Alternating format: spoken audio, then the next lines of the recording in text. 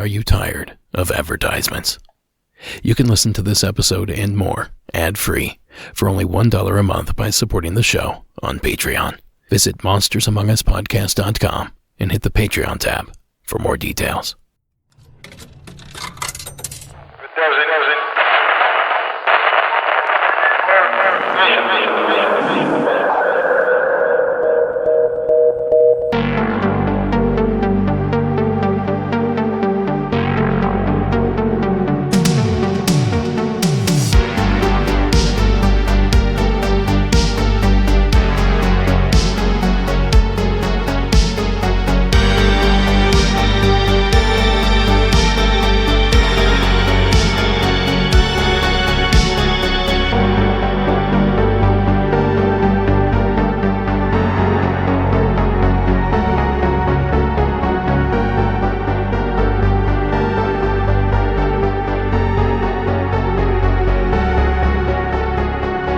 Good evening and welcome to Monsters Among Us. I am your guide, Derek Hayes. Well, folks, how's that new year treating you? Certainly can't be any worse than the last. What the hell was that, anyway? Well, whatever it wasn't for me. And I'm excited to move on. However, I am glad to have you back for a new episode. We'll open the new year the right way. And I trust both the holiday specials found you content and festive. The entire MAU crew worked pretty hard to keep those episodes on theme and out on time. But we sure had a good time putting them together. But you know, the fun doesn't end there, because I'm back tonight with a brand new installment. And to get things started this evening, we begin in the Lone Star State. Daniel from Texas. Welcome to tonight's program. Hello, Derek. My name is Daniel. I live in a small city outside of Houston called Pasadena, and that's where my story takes place. Around 1997-98, my parents and my younger brother, we lived in a small efficiency in the town, which is an all bills paid, low-income apartment. And back of the apartment, there was literally a bayou that ran by it, right through the back of it. One night, me and my little brother were playing in the closet with a toy box that we had. Around this time, my mom was working overnight, and my dad was taking care of us during the day. We didn't see my mom pretty much at all until the weekend. My dad was a little bit on the abusive side around this time. He was drinking a lot. So we were kind of afraid of him. We would just kind of stay away from him. I had to have been in 4th or 3rd grade or so. And this particular night, I could hear my dad watching TV in the living room, and I remember vividly that it was in living color. I could hear the theme song coming on. In our toy box, we had a small alarm clock like the one that Bill and Murray has, where the cards flip. I had never seen anything like that in my life, you know. So I left the closet and went to go plug it in. As I was plugging in, the wall that I was going to plug it into, all of a sudden turns red. Like if a brake light was to hit a wall, I mean, the whole thing turns bright red. And there was a black shadow about the size of the room. Mind you, it's an apartment room, so it had to have been, 7-8 feet tall. And it had the reverse knees, like the goat legs. It had a huge upper body, and it had these horns. I was absolutely terrified. I stood there for what felt like an eternity. Couldn't have been more than a minute or two. But it didn't do anything. It just kind of shifted back and forth, and the strangest thing about it all was that even though it was a shadow, I could see the details in the shadow, if that makes any sense. Like the muscles and where the tendons should be. You could tell it apart from other parts of the shadow. I remember just staring at it. I didn't know what to do. I didn't know. I was so terrified I couldn't even scream. It was one of the few times in my life where I was scared, frozen. And just like it appeared, it just vanished. Didn't say anything, didn't do anything. I walked back into the closet with my little brother. He's 3 years younger than me. I couldn't have been 7 or 8 years old, so he had to be 5. So I didn't want to scare him. So I just kind of kept it to myself and kind of had that. I've always been worried that it kind of would pop up again because I never knew what its intention were. It looked, for lack of a better term, it looked like what you would see a traditional Wendigo would look like, but massive, like massive. We never saw anything again in that apartment, but we didn't stay there very long afterwards. Probably about a week to 3 weeks later, for whatever reason, I never really spoke to my parents about it, and I was a little kid. They were looking for another place around this time. I don't know if they had seen anything or anything like that, but the day they happened to go check out these apartments and these houses, my mom happened to leave the stove on, and the entire apartment burned. It was destroyed. The strange thing was, none of the surrounding apartments were destroyed. It was just ours. It was completely, we lost everything. We had to start all over again. So, after the apartment burned down, we had the worst luck ever. We got stuck at my dad's uncle's house, and they weren't very nice people to children. Eventually, we moved into a house, and things got way better. You know, my dad stopped drinking, and we just got away from that whole situation. The only thing I wish I knew is what I saw. I hear people talk about stories about seeing shadow people and things like that, but I've never heard anybody have a story quite like mine. I've heard very, very similar ones. I think there was one on season 4, I think it was episode 3, where he said he saw a shadow that looked like a vampire, and he didn't understand it. And the same thing here. I've heard similar, but not quite the same. There was literally a bayou that ran by the back of the house. It was kind of like a small river. Well, it feeds off the river, but it's like a small stream. So there was active water back there. I don't know if that had anything to do with it. That whole area was pretty weird and scary. There was a dead body found in that bayou. Actually, multiple dead bodies found in that bayou. And a manatee once. But yeah, if anybody else would have any kind of stories very similar to mine, I would really appreciate some input and other people's experiences. That way I don't feel so alone, you know. Thank you, Derek, for everything you do. I love your show. I've been listening for a good part of 2 years now. Never had a chance to call, so decided to do it today. Once again, thank you very much for everything you do. Thank you, sir. How could you even imagine a shadow of that description overtaking you? An image, such as what Daniel described, cast upon your bedroom wall. And one obvious question bubbles to the surface. What exactly was it? A trick of the eye, a misremembered memory, or an actual half-goat, half-human hybrid that somehow made its way into Daniel's home? And you know, if it were the latter, it's not lost on me that the encounter took place in the state of Texas, and more specifically, a particular swath of land, nestled in the central part of the state. Here, let me explain. It's well known that Texas has its fair share of Goatman legends, especially in the areas around and in between Dallas and Houston. One of the most infamous, occurring just a few hundred miles to the north of where Daniel had his experience, near a lake just outside of Fort Worth. Creatures and critters, present and past, have wandered the Fort Worth Nature Center for decades. And people used to drive out into this old sand pit. But one in particular has fascinated more than any other. A good spot for young folk to do what young folk do.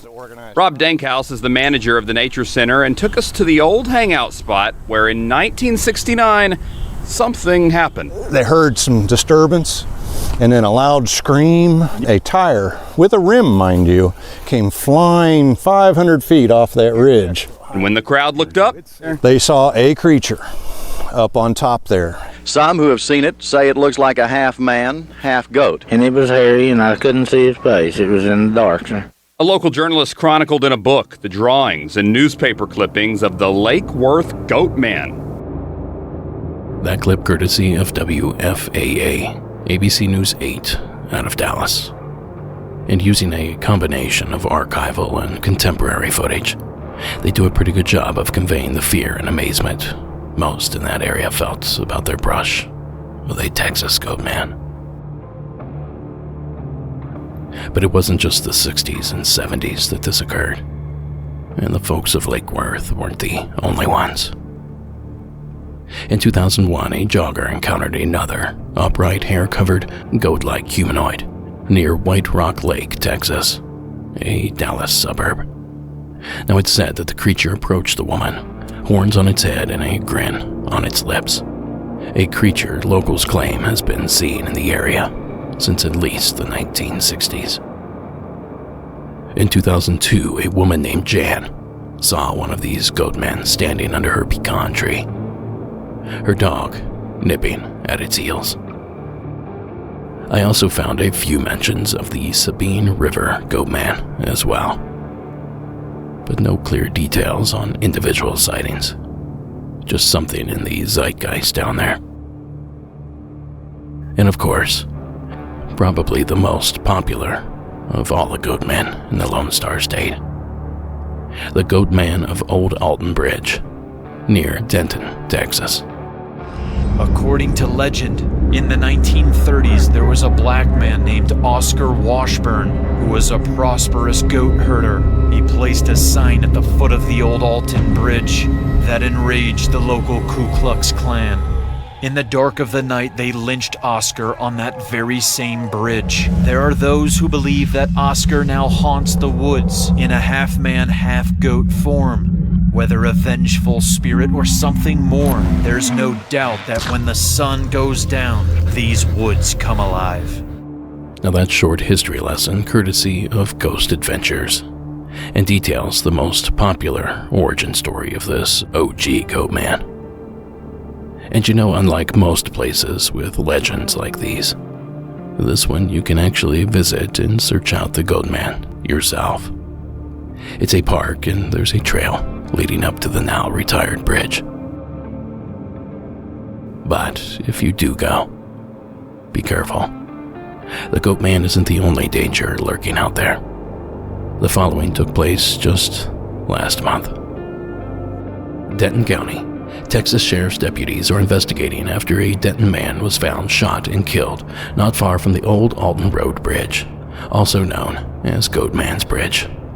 42-year-old Alan Wilson was shot in the head in a gravel parking lot between Copper Canyon Road and the Old Alton Bridge on the morning of Tuesday, December 5th, according to medical examiner records. Wilson's death is being investigated as a possible homicide. Now that news report from KDFW, Fox 4 out of the Dallas-Fort Worth area. And it's certainly a tragic situation. But look, all murders aside, it is rather strange that there are so many goatly legends in this relatively short corridor in East Central Texas. I managed to slap together quite the collection of legends, and that was just in a few hours' time. I have suspicion that there may be more out there. So if I'm missing a Goatman legend from your area, be sure to let me know. And of course, to add Daniel's to the mix, even though his occurred a bit to the south, it's still something worth noting. So be it a maniac in a goat suit, a strongly rooted hometown legend, or some sort of ancient evil, ever present, always watching, it gives us yet another reason why we shouldn't mess with Texas. Thank you again, Daniel, for showing us the rabbit hole. Now, folks, if you have a story you would like to share here on the program, a true, spooky, paranormal story, give our hotline a call at 888-608-NIGHT. That's 888-608-NIGHT. Or record a voice memo on your phone in a quiet part of the house and email it to me at monstersamonguspodcast@gmail.com. Now, folks, this next entry takes us to the Pacific Northwest. Jasmine from Washington State. Welcome to the show. Hi, Derek. This is Jasmine. I am from a small town in Washington. It's in Yakima County. So I really love this show, so I'm excited to share the story with you guys. So my great-grandma has a ranch out in this county out here. One day, my uncle was telling us that he went to go pick up one of my cousins from my great-grandma's house because they used to work together, so they would ride along together. And on their way back, so it's like a gravel entrance that you go through to get to their house. So it's by the canal and stuff. There's like a big canal. And it's like really out there, out in the cuts. So one early morning, about 3 a.m. or 4 a.m., I believe is what they said, he had gone out there to pick him up. Everything was good. He didn't see anything on his way into my great-grandma's driveway. But on their way back, they both were in the car, and they, on the distance, they saw like a woman walking by the canal. And they were like, what the heck? You know, like, why is someone out here walking at 3 in the morning when it's like pitch black? There's no lights out there or anything. So they were kind of concerned why there was somebody walking out there in a really black, long dress. So they slowly drive and they start getting closer to this woman, and they try to get her attention. They roll down the window, and they're trying to be like, hey, like in Spanish, trying to talk to her, like, hey, are you lost? Are you looking for anybody? And when they look into the woman, they notice that she has no feet. You can't see her face. It's covered like in a black veil. So they were really scared. They tried to get the attention of whatever this was, but it just wouldn't look at them and just kept walking. And so once they seen that it didn't have a face, they booked it. They drove as fast as they could out of there. They were freaked out ever since then. And a lot of people have mentioned before that they've seen like this woman, which I personally have actually seen it too as well. But this was during the daytime. I was actually out and about at my great-grandma's helping her pick some, I believe it was some grapes from her grapevine yard that she has there. And I seen a woman. This time she was wearing like a gray, whitish, long dress stuff. And at first I thought it was my grandma. And I was like, hey, Grandma, like I'm over here. But then I turned around and I remember my grandma was next to me. So I told her, who just went inside the house? And she said, nobody else is here. And I said, no, I literally seen a person open that door to my great-grandma's house and go inside the house. And she said, there's nobody else here. And I said, well, somebody just went inside her house. So I was like, I was speechless. To this day, I'm still like really freaked out to even go out there at night or even in the morning, early mornings. I try not to go. If I go, I have to go with somebody because I'm just freaked out. But so I had to go check to make sure that nobody was in the house, and there was nobody in there. But yeah, it's kind of freaky. It still freaks me out to this day. But I've heard a lot of stories. A lot of people have seen stuff out there, especially at night or early morning days. But ever since that story with my uncles, I knew that it was my uncle and my cousin. I knew it was something that it just not happened to me, but it happened to them as well. And that I wasn't going crazy or seeing stuff, but they were freaked out as well. So like I said, this lady didn't have no face. So as soon as they booked it, they never really spoke of it to us, just that one time. And to this day, they don't speak of it because it just freaked them out really bad. But thanks, and keep up the good work. Thank you, Jasmine. Now, between this season and the last, I produced a few episodes that were essentially bonus episodes. An excuse to try out new equipment, a friendly reminder that we're still out there, or simply just to get a guest on the show with me. And it was during the latter that I heard a story similar to yours, Jasmine. The guest was Allie Terry from Let's Get Haunted podcast.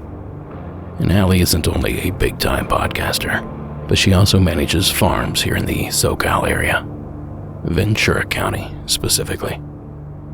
And that's the setting for the following tale, pulled directly from her interview from Season 15, Episode 25. I was working on a piece of land that at that time was growing industrial hemp. A lot of people will try to break into hemp farms because they think they can smoke it. So we would have to have on these pieces of property 24-hour surveillance. And in ag land, that's pretty rural. So you have to have people, security guards out there about 24 hours a day. And the night shift, we had 2 people working the night shift on this piece of property I was working on, and they quit suddenly with no explanation. And so my job was to go run down, because I'm bilingual, so I'll run down and figure out, like, why did this person quit, and, you know, how can I make them stay? And they told me that at midnight on one of their night shifts, on the last night of their night shift, they were driving around in this little 4-wheeler, and on this very neatly stacked pile of irrigation pipe in a pyramid shape that a human would not be able to scramble up, they came upon a woman dressed all in white with flowing black hair, just sitting quietly at the very top of this irrigation pipe pyramid. And so they were kind of already taken aback by the fact that there's somebody there that's not supposed to be there. And they called out to her, and she just didn't react at all. She was just sitting on top of this irrigation pipe so serenely with the wind blowing. And then they just left. They left immediately after she didn't respond to them and never came back to work ever again. So then my job was to go find somebody else to do this work.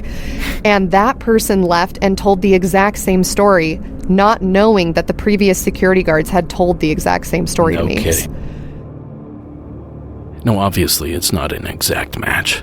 And Allie seems to imply that the entity in her story is the infamous La Llorona. But they're also not too dissimilar either.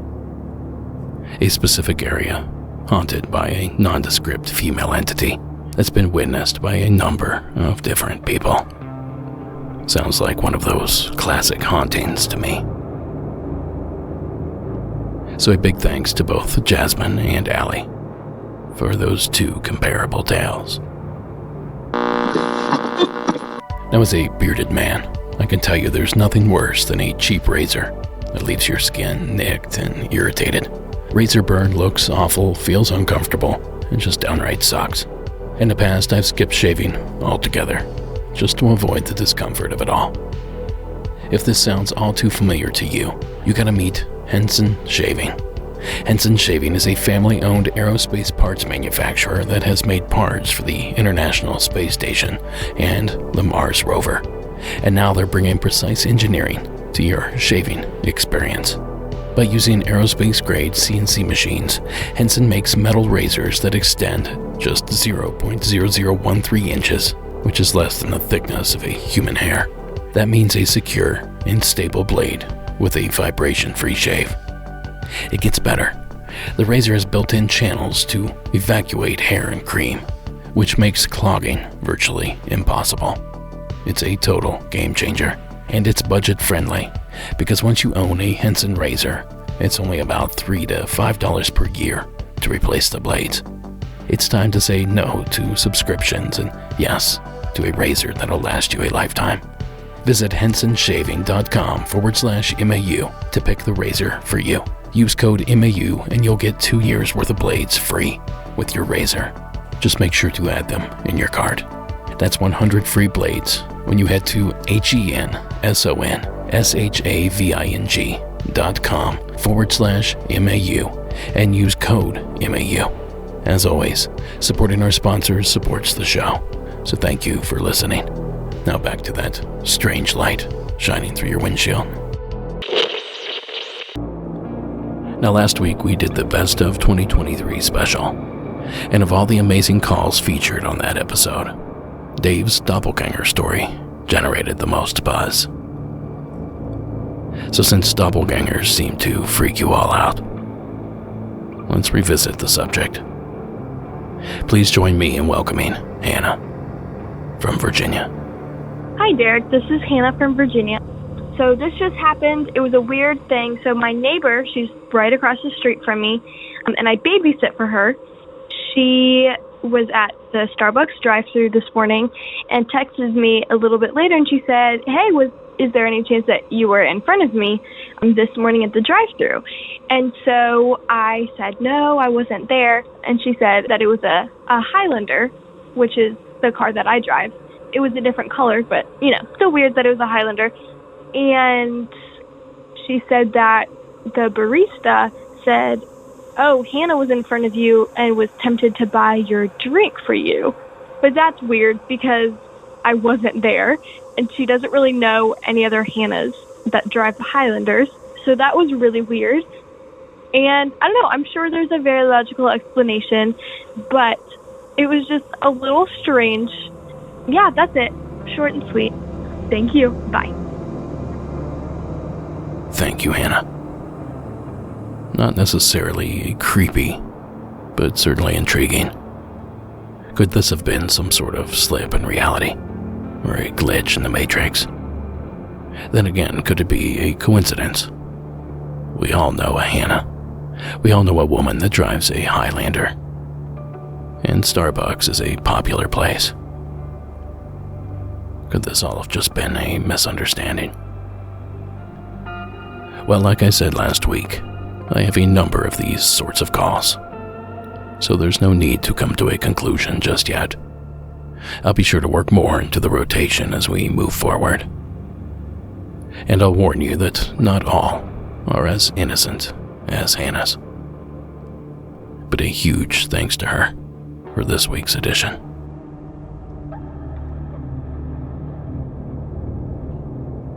Now, this next call was made anonymously from parts unknown. Hi, Derek. I'm calling to just tell you what I saw about not even like 5 minutes ago. We manage a building in our neighborhood, so we went in to go visit a tenant to fix a pilot light, and we were walking up the stairs back to our apartment, and I just happened to look up, and I saw something in the sky that was bright yellowish red, and I told my fiance, I said, what's that? And she looks up, and she squints her eyes and says, I don't know. It looked like a rocket. Like how when you see rocket launches, the bottom of it had the bright red yellow, color. And then the top of the rocket, though, it wasn't straight. It was moving in sort of like a circular, sort of gyrating motion. It was weird. It was really weird. And it was really low, too, to say the least. And so we kept staring at it, and it started to move up, and it started to move in a diagonal like way. We stared at it for probably maybe about like 5 or 10 minutes, and then it started to fade a little bit, but then it would move again, and then all of a sudden it went from a bright orange to a bright white, but then it would start to flicker like rapidly. And it did that maybe like 3 or 4 times.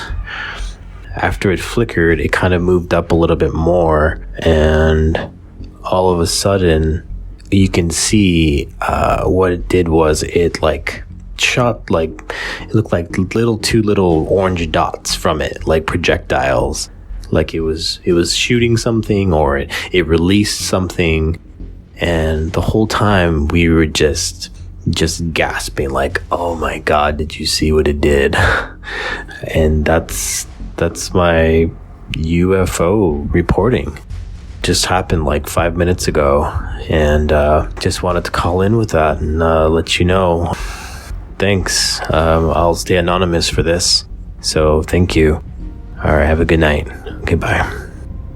Now, our mystery caller did call back to tell me that his experience took place in South Beach near Redondo, here in the Los Angeles area. And he also sent in a pair of videos.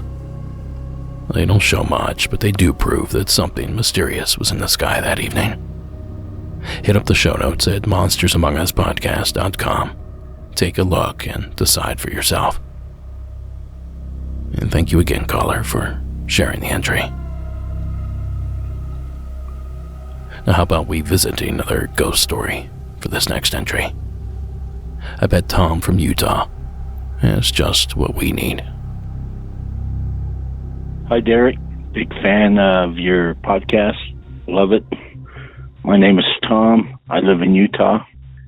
So a quick little incident's been happening to us. I live in a house that's built in 52, and my widowed mother moved in with me. She lives with me. So anyway, we got stairs going down in the basement from our kitchen, and we have noises and knocks and stuff happening in our house, seeing things out of the corner of your eyes.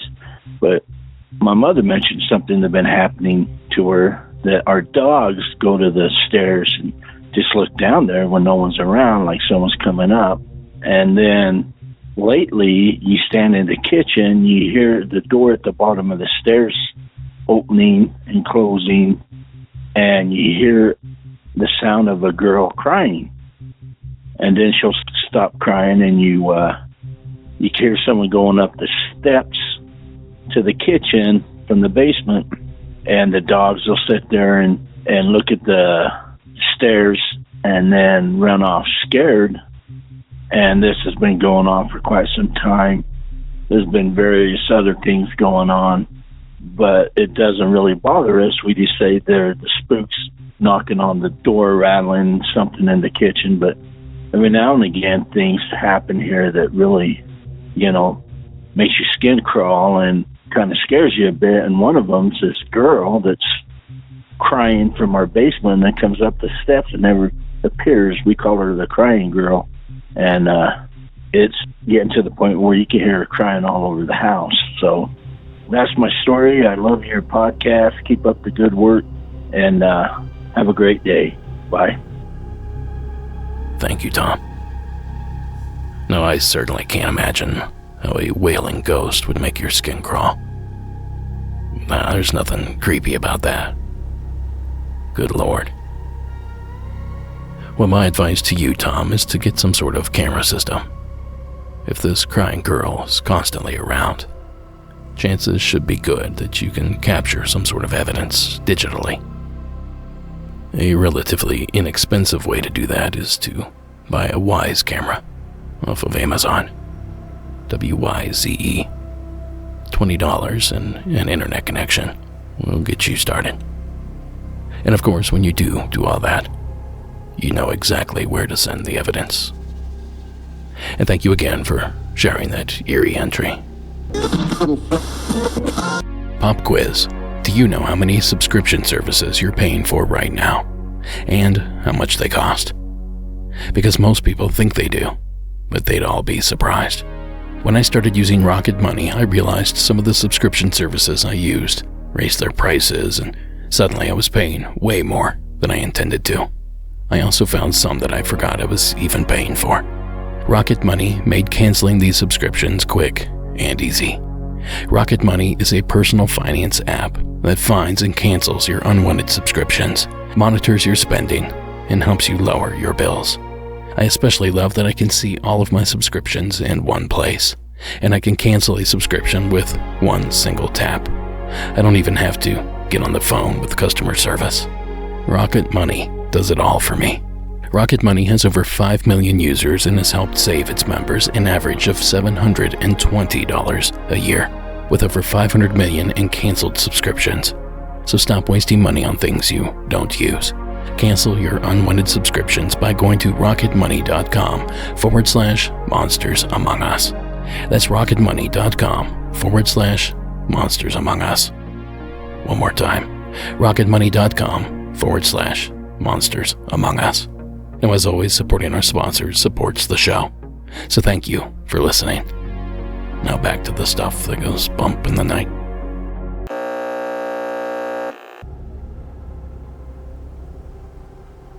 Now, folks, I'm not sure where you would file this next one, but given the nature of the activity, I'd say it may be a similar situation to Tom's. Yanni from Georgia. Welcome to the show. Hey, my name is Yanni. I am from Georgia. This story happened in a small town in Georgia when I was about 7 or 8. I remember it was late at night. Well, it wasn't too late. It was about 8 or something like that. And my 2 brothers used to fight a lot as kids. I mean, they were like cats and dogs. And so we were playing in our little playroom, and we used to live by a cemetery. So the cemetery was down the road. Like literally, you could see it if you were looking out the window. So my brothers were playing in the tent, and they got into a fight. And we were all sitting there, and they were arguing back and forth and fighting and stuff. And then all of a sudden, we heard, it was like a voice, but it was like more than one voice. So it was like a chorus of voices. If you've ever watched like a haunting or something, and how when like they have the voices come and there's like 3 or 4, it's like a chorus of them and they're like real creepy like, that's what it sounded like. And it was like right outside the window. And since we were in the tent, we didn't see it, we just heard it. And that kind of stopped everyone from like arguing and fighting. We got really quiet. And then all of a sudden we heard it again. And I think it was saying my brother's name. I really don't remember what it was saying, but I can still to this day remember what the voices sounded like. And we were really scared, and we just bolted. Like everyone just took off out of the tent, ran past that window, and went to my mom and dad's room, and we're like, this is what we heard. This is what it said. At the time, I remember what it said, but now I can't. I called my brother, my oldest brother. He was the one who liked to fight with my youngest brother. And I called him and I asked him, do you remember that memory? And he goes, yeah, I do remember. So I do have collaboration from him that it did happen and that he did hear the same thing that I did. Anyways, thank you so much. Okay, bye. Thanks, Yanni. Now, for reference, this is a sound effect from the television show Yanni referenced. This effect was used in at least one episode to depict a spirit entering a room.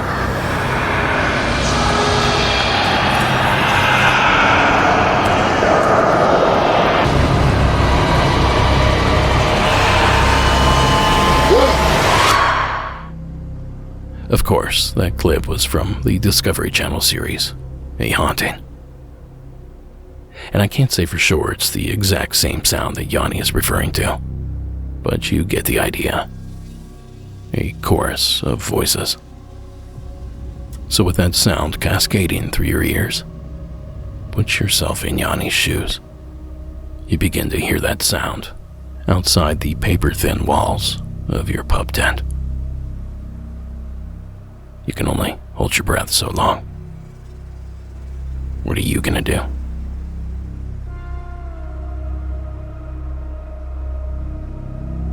Thanks again, Yanni.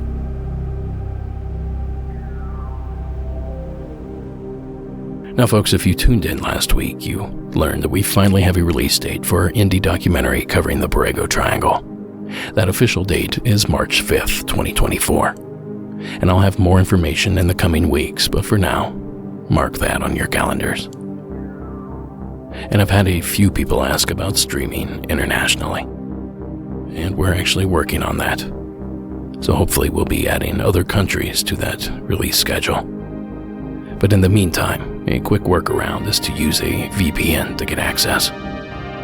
Or you may happen to be in Australia, because the Australian premiere of Shadows in the Desert, High Strangeness in the Borrego Triangle is Sunday, February 25th, 2024 at 1 p.m. at Cinema Nova, down there in Melbourne. The film will debut as part of their Science Fiction Film Festival, and I've linked to the event in tonight's show notes. If you find yourself down under, we would absolutely love it if you went and watched. To stay up to date with news on the film, you can always visit borregotriangle.com.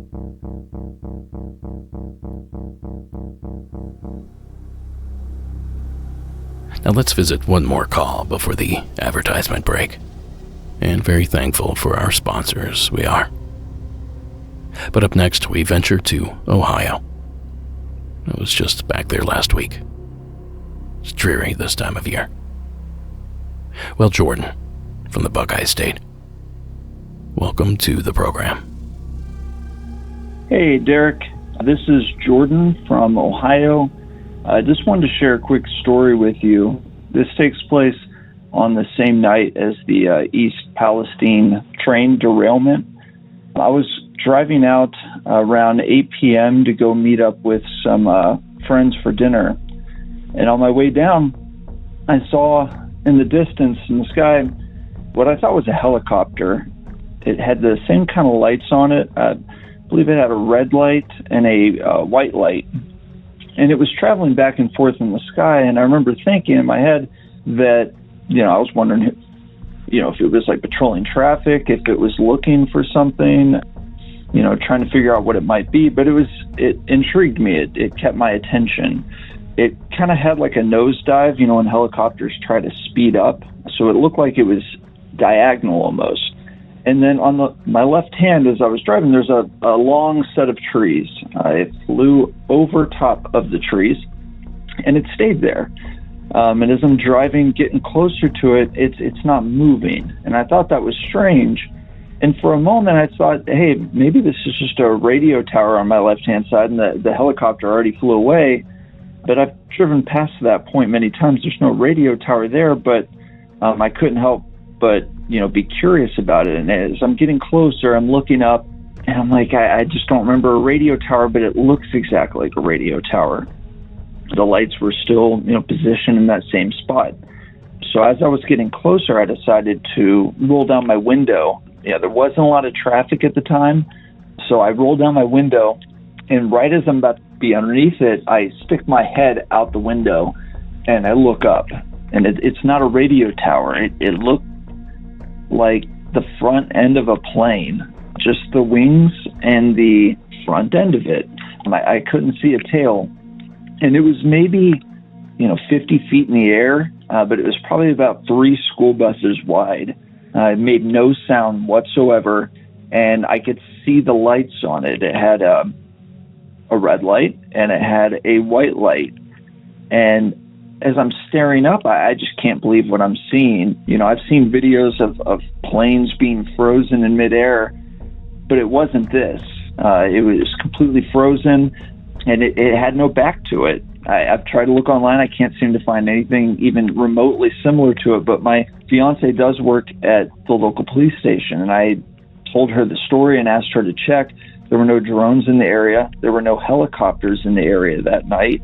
And on my way back from dinner, I was super determined to try to see if I could find this thing again. There's no radio tower. There's nothing there. As I was passing it, I did immediately look in my rear view mirror as soon as I passed it, and the craft, whatever it was completely gone. At that point, traffic started to pick up a little bit, and I had to keep driving. I wish to God that I could have recorded this thing, but I remember thinking at the time, like, why is not everyone, out of their cars and filming this thing at the time? But I kind of get it now that so many UFO stories don't have video evidence. A lot of times you're so entranced by what's happening at the time that you don't even think to pull out your phone. To this day, I still can't explain it, but when I got to dinner, I told my friend about it, and funny enough, he told me on his way to dinner, he also saw a strange set of lights in the distance that caught his attention, but he assumed was also a radio tower. So, yeah, that's my story. It's only, UFO type story that I've ever encountered, and I'd be interested to know if anybody else has had a similar experience. But, yeah, thanks for everything that you do, Derek, and I hope you have a great rest of your day. Thank you, Jordan. Well, that wreck was pretty nasty. All sorts of chemicals spilled into the earth and the groundwater. And from what I gather from the locals, a lot of what was actually dumped along East Palestine wasn't even made public. So who knows what they were actually exposed to. Now there's a wildlife rehab center there in town that I follow on Instagram, and they had all sorts of issues with their animals. And I believe at least one died of the toxic fumes. In short, it was a bad situation. And I certainly don't want to imply that UFOs had anything to do with the crash. That blame falls solely on the crooked transportation executives and the companies that cut corners at the cost of good, honest citizens.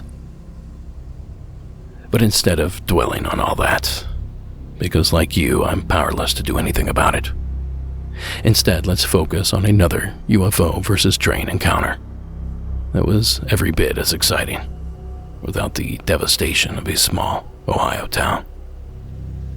Instead, let's venture to the bluegrass state of Kentucky, a place called Paintsville, the site of a collision between some unknown hovering object and a CSX coal train headed south to Shelbyana, Kentucky.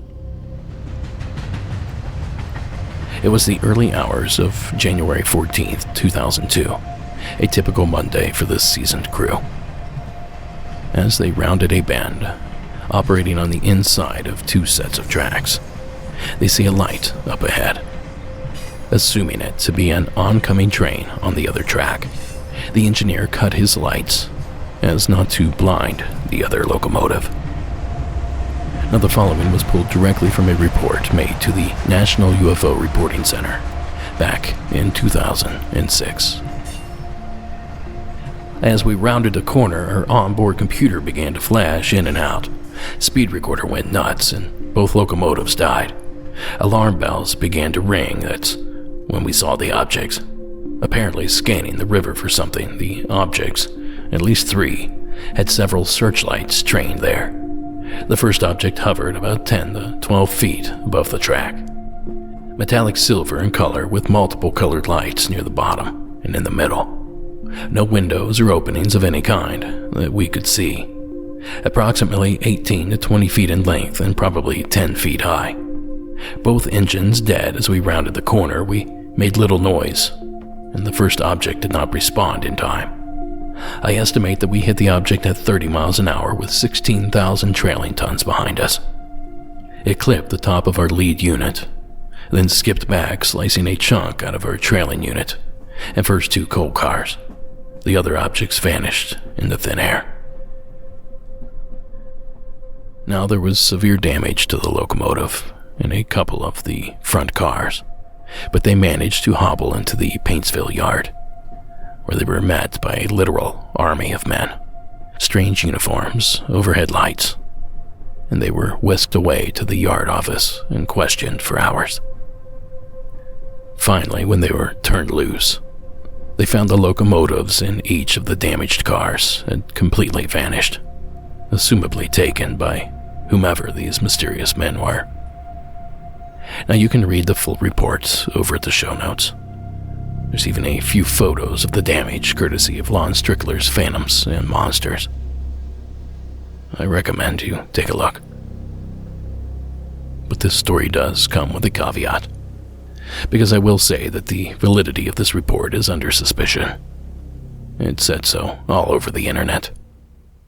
But let's be honest, that's how at least half of this stuff works. It's all under suspicion.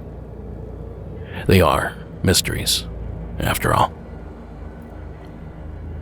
So take the tale with as many grains of salt as you need. But as far as train accident stories are concerned, it's one of the better yarns I've heard. And at least no one was hurt in that one. Thank you again, Jordan, for sharing the entry. I really hope that things are improving over your way.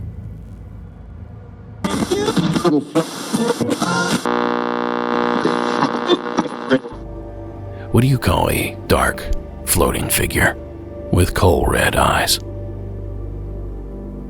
I don't know, but it scared the hell out of John down in South Carolina. This is John from Aiken, South Carolina. This happened, I was 18 at the time, so 1993. I was at the house. I was in my bed. It's about 9 o'clock. I was waiting on a call, waiting on a female to call me, and so I had the phone beside me, just looking up at the ceiling, thinking. Suddenly, I feel this draft, like a wind blew a gush of wind to me, but my room wasn't by no window or nothing or by no door. So as I turned my head, I thought it was my brother just came, like how somebody come to the door and you feel like.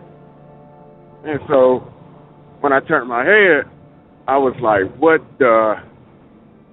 It was this black, shadowy like figure. Just had a body, no legs or nothing. It was hovering. Red eyes. I'll never forget the red eyes. First, when I seen it, it looked like it was about to go past my door. Then it kind of stopped. Then it looked my way and seen me looking at it, like it got mad. Then it started coming towards me. I'm ready to scream, but everybody's asleep. I think I'm just tripping. Something going on, because it's coming to me. I'm like, I'm tripping. It's steady coming to me. So when I get ready to scream, it jumps on me. But when it jumps on me, the thing is, I don't see it. I can feel it on my chest, and I can't, like, move. I'm froze. Like I'm trying to scream, but I can hear my voice up on, like, ah. So I feel it on me for like 10 seconds, but I can't see it. No time, but I know it's on. So it's been like 10 seconds left. Then I feel it get off me. So when I can move, I jump up and run in there. My grandma, tell her, like she said, it was a witch riding me, but I know what I seen, and that right there, that's not a day I don't think about them red eyes. Like, it kind of remind me, if anybody ever seen He-Man, Orko, but without the hat, how it was hovering. But the crazy thing about it, it was when it jumped on me, I didn't see it. The whole time I seen it coming towards me. But I knew it was evil because I can feel the evil off. And I felt the energy, the power. It was like the wind blew like a draft. And when I looked, I just thought it was my brother walking to the door. And that's my story. It was scary. Thank you, John. It's terrifying. Now, the rational explanation here is that John nodded off as he was waiting for the phone to ring, and while asleep, he suffered some sort of sleep paralysis event, a hallucination suffered while in a semi-conscious state. Or perhaps it all went down exactly like John said it did, and some shadow entity, or maybe even Mothman, given the description, somehow visited John in his bedroom. Now, regardless of the explanation that you've adopted, it sounded like a hair-raising experience. And we thank you again, John, for sharing with us. That brings us to tonight's final entry.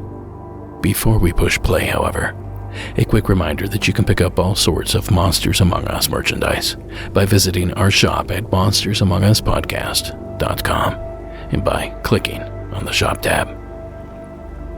Now, for that final entry. Dark Apollo, do you copy? Hello, Derek. This is Dark Apollo. You may call me Dark Apollo. That's not my real name. So I have a MIB story for you guys. Hello, listeners. This happened in this location at my workplace. I live in the Coachella Valley. Yes, the Coachella Valley where they do the Coachella Fest. But I work in Rancho Mirage, which is between Coachella Valley and Palm Springs. So this was on August 27th between 12 p.m. and 2 p.m. and it's an MIB, Men in Black, encounter. It was a very slow day, so I was really bored and sitting on the back of the counter with my arms folded in front of me, resting on the counter, and my chin resting on my arms. Oh my god, I'm so nervous. Okay, so the whole day had been really slow for a couple of hours, so I was really bored and I was not having it. I didn't want to be at work, and I'm like, okay, I can't wait till I have to leave. So there was about 5 to 6 people in the store looking around, and I was just in the back. You know, I didn't say hi to them or anything. I just sat there, which is really bad. But all of a sudden, and I'm facing the entrance of the store, so all of a sudden, this tall, thin man walks in, and he is really old. He looks like he's 80 years old. He's really pale, And of course, he's wearing black everything. He was wearing a black fedora hat, black sunglasses, and they were oval-shaped, kind of like the ones that Will Smith's character wears at the end of the Men in Black movie. He had a black suit, he had black slacks, and I'm going to assume he had black shoes. And I did notice that he had a black briefcase with him.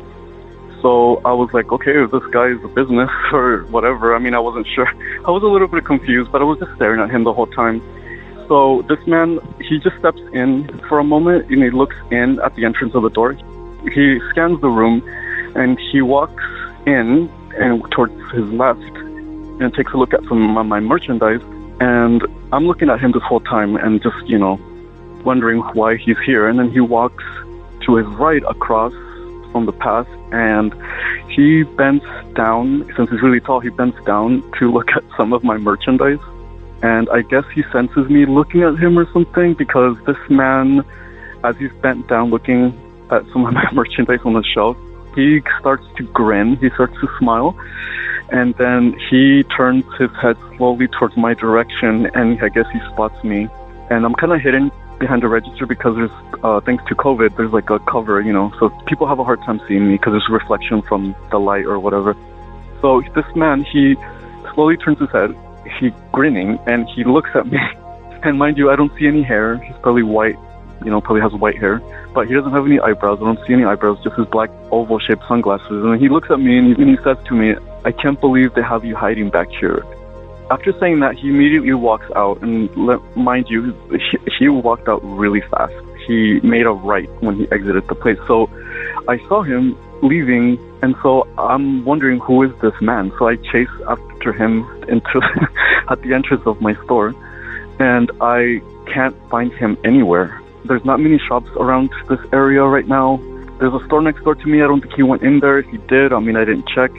There is a smoke lounge a couple of stores down, so he may have been in there, but I can't leave my store unattended, so I didn't really check. But yeah, and there wasn't that many people out, so I'm like, where did this man go? I can't find him. And so I go back in the store, and mind you, during this whole time, this whole encounter with this man, I was not having it that day. I didn't want to be at work, so I'm gonna describe what I was thinking during this whole process, that this MIB was in my store for less than a minute. So when he entered, I noticed that he was wearing all black, and he's pale and tall and thin, and I'm all like, okay, is this a Men in Black or what? Or is someone dressing up as a Men in Black or something, just for fun, just to mess with people? Or is this elderly gentleman just being nostalgic and just dressing up as a person from, the 50s or 40s or something, when they wore hats and they wore suits all the time? And I was also thinking, I'm like, okay, if he is a real Man in Black, what is he doing here? And since I wasn't really excited to be at work, I wasn't really enthusiastic about anything. So I'm all thinking, trying to communicate. If he was a real Man in Black, I was thinking, let me communicate with him mentally if he is real. So I told him, what are you doing here? What do you want? Who are you? I haven't seen any stuff, so I don't know why you're here. I guess he's looking for somebody. I don't know. So I've heard a lot of podcasts and a lot of stories about MIBs, and that they could read people's minds or something, or they could communicate mentally or something. So I was just trying to communicate with him, telling him, please don't bother me, or not right now, not today, I'm not in the mood, if he is trying to scare me or something, because that's what they usually do. I wasn't really scared or anything. Like I said, I wasn't really happy to be at work, so I'm just like, get out of here. And he did. He left after a minute. Hope you like my story. That's a Men in Black that walked into my store one summer in the middle of the day. I hope you guys all have a good day. Bye. Now, I should point out that the Coachella Valley is only a couple dozen miles from the infamous Borrego Triangle, so it should come as no surprise that something strange should occur over there. And of course, it would have to be the Men in Black. For those not familiar, the Men in Black are said to be mysterious and odd-looking strangers that interfere with and oftentimes threaten UFO witnesses into remaining silent. Now, no one knows the true origin of these dark agents, but it's commonly believed that they work for defense contractors, the government, or that they're possibly aliens themselves. And they always seem to show up when you least expect it. Take the experience underground government base researcher John Rhodes experienced back in 1996, for example. Courtesy of the television series UFO Hunters. I was coming here from Las Vegas to investigate the Grand Canyon caverns. We're pulling into this pull-off outside a road. Here is a nice, shiny, new black car and two guys there in suits waiting for me. One was leaning against the car. The other one proceeded to walk up directly to me as I was parking. I got out of the car. The gentleman came over to my vehicle, and eye to eye, he turned around and he said, "Mr. Rhodes." And of course, I don't know him, but obviously he knew me.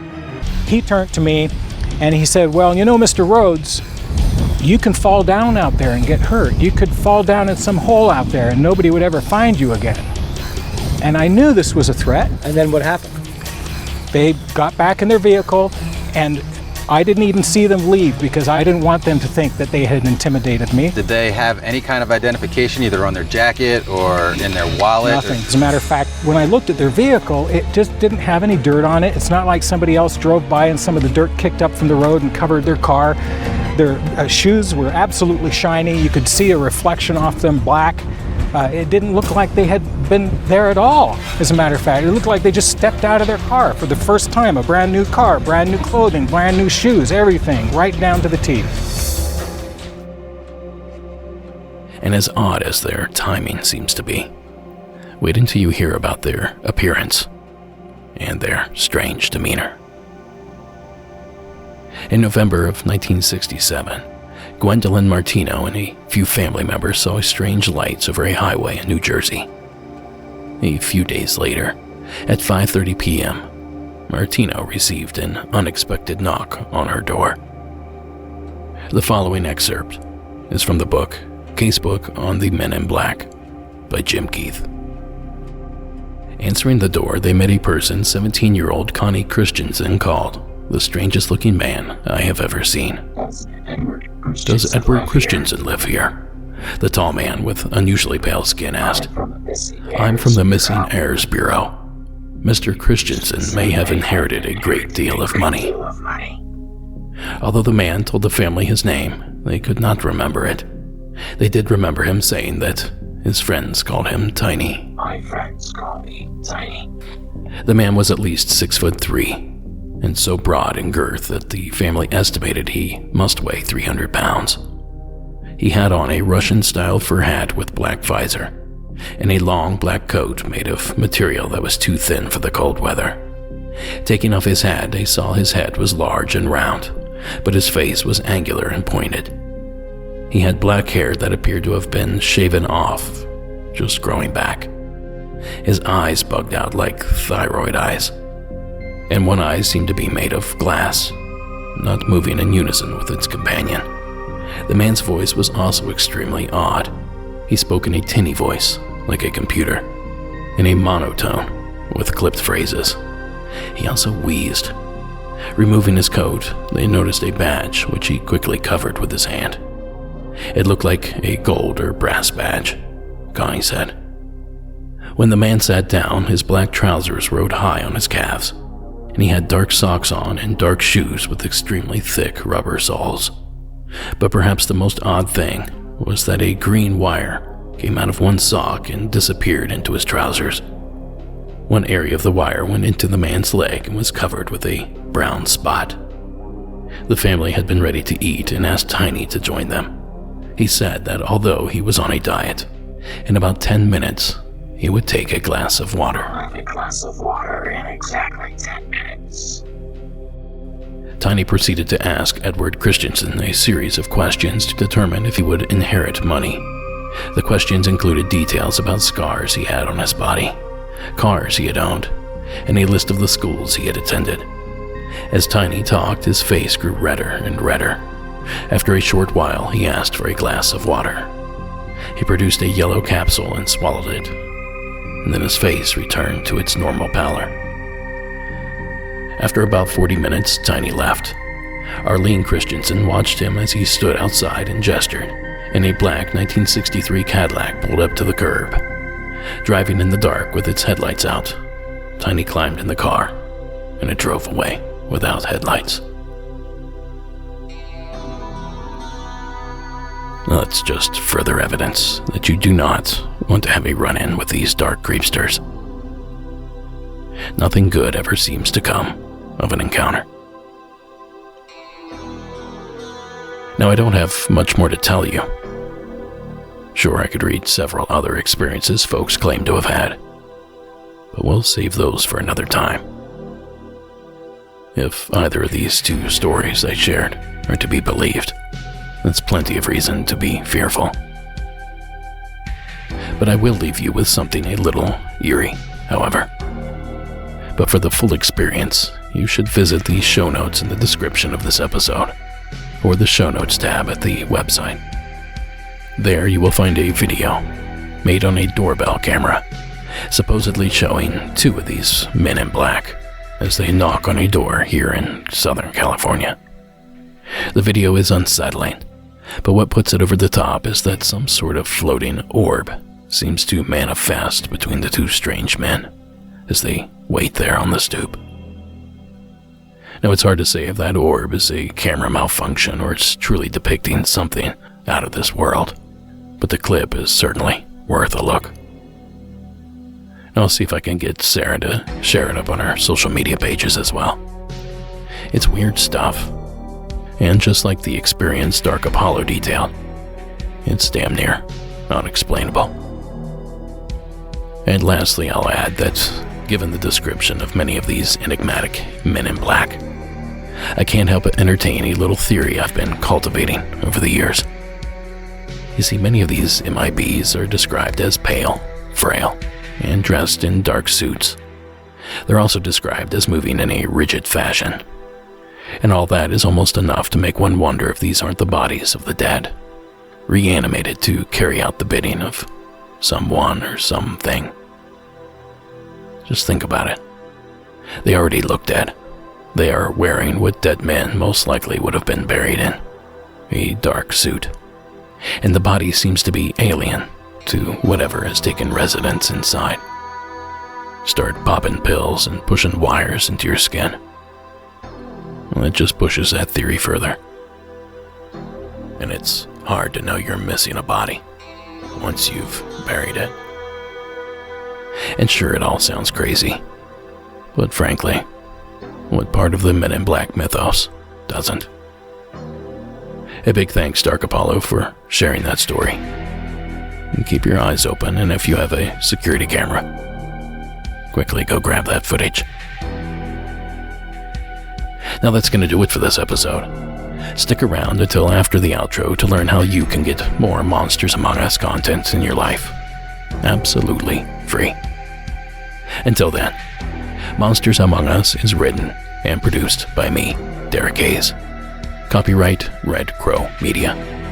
Additional support is provided by Sarah Carter Hayes and Delaney Bowers. All media used in this production is done so under the protection of fair use. And if you love the show, be sure to follow us on our social media accounts. We have accounts at Facebook and Instagram. And we're also trying to grow our presence over at YouTube. So if you get a chance, please give us a like and subscribe over there. If it's Saturday night and you're looking for something to do, why not listen to Monsters Among Us on digital radio at the unexnetwork.com. Episodes air every Saturday at 11 p.m. Eastern. And finally, tonight's score was provided by Co.ag Music, Armchair Ambiance, and Carl Casey at White Bat Audio. Thank you so much for listening. A happy new year to you. And please, for God's sake, keep it spooky.